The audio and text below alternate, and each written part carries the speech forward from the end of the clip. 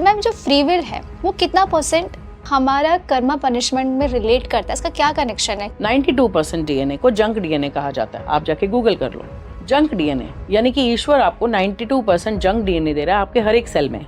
इसका क्या मतलब हुआ? भगवान इतने समझदार हैं तो why would he give 92% junk DNA to us? Ma'am जो सोल है ऊपर, उन सबका भी तो कोई एक मास्टर होगा। हाँ, सोल्स का कोई मास्टर नहीं है, बट सोल्स की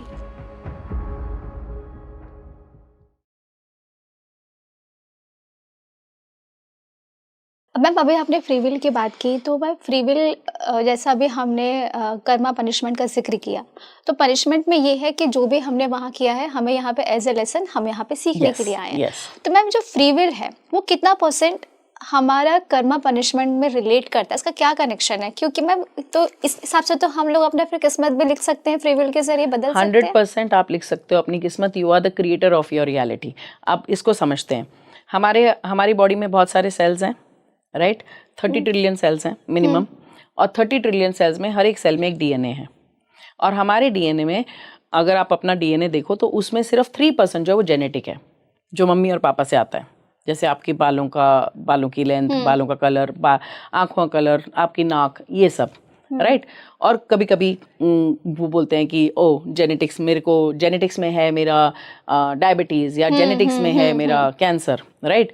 सो वो सब 3% है, राइट? 5% आपका आकाशिक होता है। आकाशिक मतलब जो आप पिछले जन्मों से लिखवा कर लाए हो, जो आपके आकाशिक रिकॉर्ड्स में लिखा है, जो आपके पिछले जन्मों का हिसाब किताब है, जो आप लिख के लाए हो, जो मैंने अभी आपको सोल स्टोरी बोली, ठीक है? 92% डीएनए को जंक डीएनए कहा जाता है। आप जाके गूगल कर लो, जंक डीएनए यानी कि ईश्वर आपको 92% जंक डीएनए दे रहा है आपके हर एक सेल में। इसका क्या मतलब हुआ? भगवान इतने समझदार हैं तो why would he give 92% junk DNA to us? अब साइंटिस्ट कह रहे हैं वो जंक डीएनए है। वो एक्चुअली जंक डीएनए नहीं है, वो खाली स्पेस है और उसमें है आपकी एक ही चीज, और जिसको कहते हैं choice. You have the choice. अब 3% अगर आपका जेनेटिक है और 5% आपका आकाशिक है, तो आपके 92% जंक डीएनए के सामने क्या मजाल? उसमें तो आप वो भर सकते हो जो आप चूज करो। फॉर एग्जाम्पल, अगर मैं डॉक्टर के पास जाती हूँ और मैं अपना टेस्ट कराती हूँ और डॉक्टर मुझे कहते हैं कि पीयूष अगर ऐसे ही चलता रहा तो तुम्हें डायबिटीज़ हो जाएगी। अब मैं घर आऊँ और बोलूँ ओ मुझे तो डायबिटीज़ होने वाली है, चलो लाओ रसगुल्ले लाओ, आज मेरे लिए घेवर लाओ, मिठाई खिला दो क्योंकि 6 महीने ही है मेरे पास, राइट? तो मुझे डायबिटीज़ कब होगी? शायद जल्दी, 1.5 महीने में, राइट?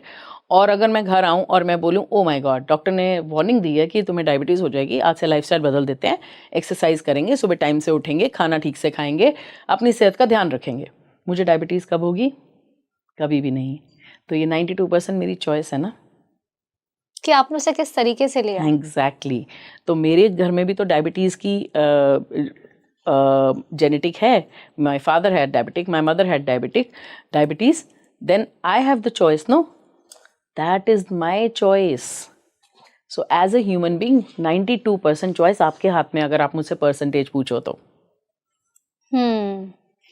तो मैम इस हिसाब से अगर हम देखें कि, या फिर जो भी हमारे दर्शक हमें अभी देख रहे हैं, तो मैम सब इस चीज़ से खुद को रिलेट कर सकते हैं कि कोई समस्या इतनी बड़ी नहीं जितना बड़ा हम उसे खुद बना लेते हैं। 100% आपकी observation. So there is a beautiful experiment जो हुआ था जिसको ऑब्जर्वर इफेक्ट कहते हैं, डबल स्लिट एक्सपेरिमेंट। वो आपको यूट्यूब पे या कहीं भी मिल जाएगा। बहुत ही प्यारा, साइंस का आई थिंक मेरे ख्याल से तो आज तक का सबसे अमेजिंग एक्सपेरिमेंट है। और उस एक्सपेरिमेंट ने सिर्फ यही प्रूव किया था कि कॉन्शियसनेस ऑफ द ऑब्जर्वर, यानी कि जो इंसान दृष्टा देख रहा है एक सिचुएशन को, उसकी कॉन्शियसनेस से डिपेंड करता है कि वो सिचुएशन कैसी होगी। सो अगर आप अपनी लाइफ में सिचुएशन को देख रहे हो कि ये बहुत ख़राब है, तो वो वर्स होती चली जाएगी। और अगर आप चाहो तो उसी सिचुएशन को बेस्ट बना सकते हो only by you observing with the consciousness that you have. So you are the creator my dear friend. और ये साइंटिफिक एक्सपेरिमेंट्स ने प्रूव किया है। साइंस बहुत आगे बढ़ गई है और उसने ये प्रूव कर दिया है कि हम सब एक हैं और हम सब जुड़े हुए हैं। और प्लस ये भी कि मेरी ऑब्जर्वेशन मेरी रियलिटी क्रिएट करती है।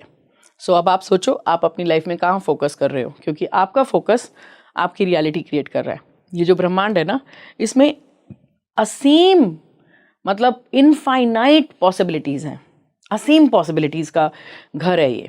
बट आपकी लाइफ में क्या पॉसिबिलिटी एग्जिस्ट करेगी वो सिर्फ एक ही चीज़ पे डिपेंड करता है, और वो है आपका फोकस। तो अब आपको देखना है कि आप फोकस कहाँ कर रहे हो, क्योंकि आपकी कॉन्शियसनेस, आपकी फोकस डिसाइड कर रहा है कि आपकी लाइफ में क्या क्रिएट होगा। इंटरेस्टिंग। तो मैम जैसा कि मैंने अभी आपसे कहा कि हम सब अलग अलग इंसान हैं, हम सब की सोच अलग अलग है और हम सब इस धरती पर अलग अलग हैं, बट मैम फिर भी क्यों एक ही चीज़ हमें लगती है कि सेम है? अगर मैं आपको ऐसे बोलूं कि हमने अभी सोल का जिक्र किया, हाँ। तो हम सबका कोई ना कोई मास्टर होता है। जैसे मैं अगर ऑफिस में हूँ तो मेरे मैनेजर कोई और होगा, मेरे पेरेंट्स ये हैं, हर कोई हमें ना कोई चला रहा है। तो मैम जो सोल है ऊपर, उन सबका भी तो कोई एक मास्टर होगा। हाँ, सोल्स का कोई मास्टर नहीं है, बट सोल्स की एज होती है, सोल का एवोल्यूशन का एक साइकिल है। अगर आप देखें तो जैसे आपने बोला कि हम सब एक हैं, बट हम सब डिफरेंट डिफरेंट क्यों बिहेव कर रहे हैं। अगर आप देखो तो कोई इसी दुनिया में, अगर हम सब सोल हैं और हम सब इस दुनिया में आए हैं, तो कोई टेररिस्ट क्यों है और कोई सदगुरु क्यों है? ऐसा क्यों हो रहा है, राइट? और ये कौन डिसाइड कर रहा है कि ये इनको कौन मास्टर चला रहा है? यही आप जानना चाहते हो, राइट?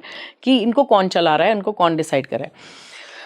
तो इसको इस तरीके से समझते हैं कि ये ना ऐसे नहीं है, ये ऐसे है जैसे आप बड़े होते हो। पहले आप बच्चा होते हो, इन्फेंट होते हो, then you are a baby, then you become a young person, then थोड़े से मैच्योर होते हो, फिर आप ओल्ड होते हो। तो ये आपके स्टेजेस हैं, चलती है, राइट? ये आपकी साइकिल है। तो इसी तरीके से अगर हम देखें तो सोल्स का भी यही साइकिल है। जब कुछ सोल्स हैं जो उनके माँ बाप कहते हैं वो वही करती हैं, उनकी अपनी कोई राइट रॉन्ग, उनके लिए कुछ राइट रॉन्ग नहीं होता, उनको कुछ समझ नहीं होती है। वो जो उनको माँ बाप करते हैं बस वो वही फॉलो करते हैं।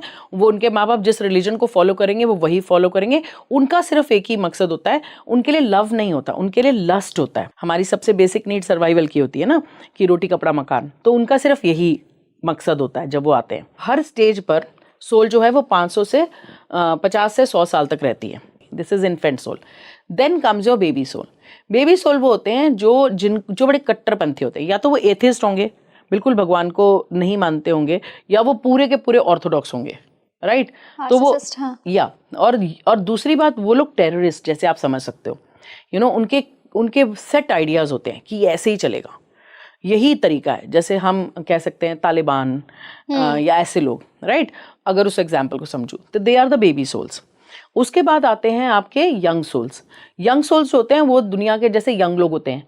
यंग लोग कैसे होते हैं? मूवर्स एंड शेकर्स, खूब मेहनत करते हैं, खूब बहुत अच्छा मेहनत करेंगे, बहुत कुछ बनाएंगे, बट वो अपनी बॉडी से बहुत ज़्यादा रिलेट करते हैं, जैसे कि सुपरस्टार्स या फिर पॉलिटिशियंस।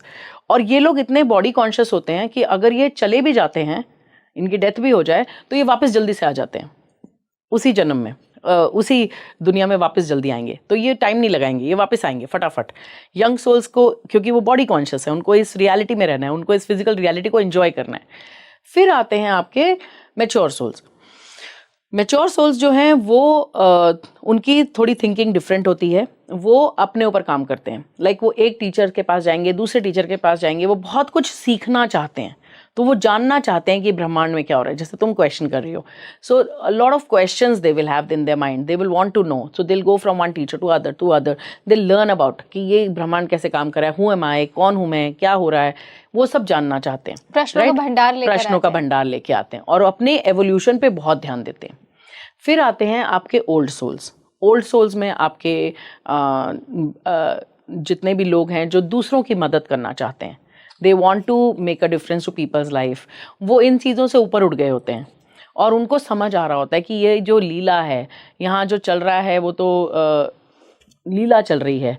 उन्हें ये सब बातें समझ में आ रही होती हैं और वो लोगों की मदद कर रहे होते हैं और वहीं से वो ऑपरेट कर रहे होते हैं। दे आर गिवर्स, लोगों की मदद करते हैं, देते हैं, उनकी एवोल्यूशन में उनकी हेल्प करते हैं।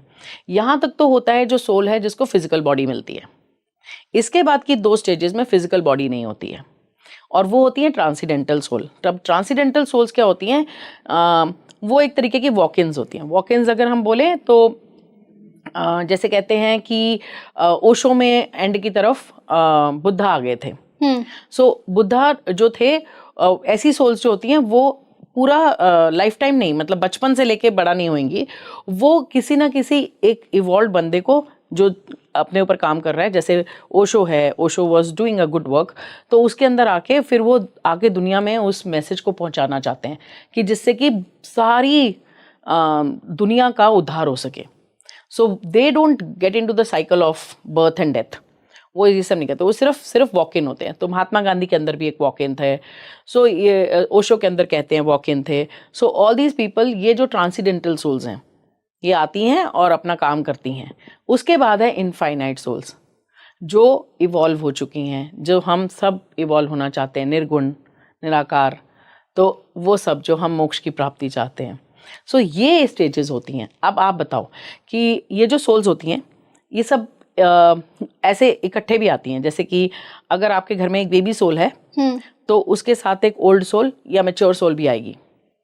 क्योंकि बेबी सोल जो है वो मैच्योर सोल को इंस्टिगेट करेगी और उसे सीखने पर मजबूर करेगी, और लेसन्स अपने ऊपर काम करने पर मजबूर करेगी. और मैच्योर सोल जो है वो बेबी सोल को हेल्प करेगी इवॉल्व होने में. सो हम एक दूसरे की मदद करने के लिए ऐसे ऐसे डिफरेंट आते हैं. तो आप एक ही घर में देखोगे कि कुछ लोग ओल्ड सोल हैं, कुछ लोग मैच्योर सोल हैं. जैसे आपने अगर देखा हो उंगली माल ने एक ही जन्म में अपने आप को बेबी सोल से ओल्ड सोल की स्टेज में लेके गया. He became a enlightened master. उन्होंने फिर रामायण लिखी, उन्होंने ये सब किया. तो ये सब जो था एवोल्यूशन था. तो अगर अब सोल चाहे तो एक ही जन्म में अपने आप को इतनी स्पीड से इवॉल्व भी कर सकती है थ्रू दीज स्टेजेस. बट ये बहुत रेयर होता है, बहुत रेयर होता है. So this is how, that is why you find so many people. So कोई मास्टर नहीं है वहाँ, ये सर हमारी स्टेजेस ऑफ एवोल्यूशन है. जैसे मैस्लो हायरार्की होती है ना, मैस्लो हायरार्की में क्या होता है, सबसे पहले सिक्योरिटी, सेफ्टी, फिर उसके बाद आपका सेल्फ एस्टीम वाली नीड्स आती हैं, फिर एस्थेटिक नीड्स आती हैं, फिर आपकी ग्रोथ की नीड्स आती हैं, फिर आपकी सेल्फ रियलाइजेशन की. सेम स्टेजेस सोल की एवोल्यूशन में होते हैं.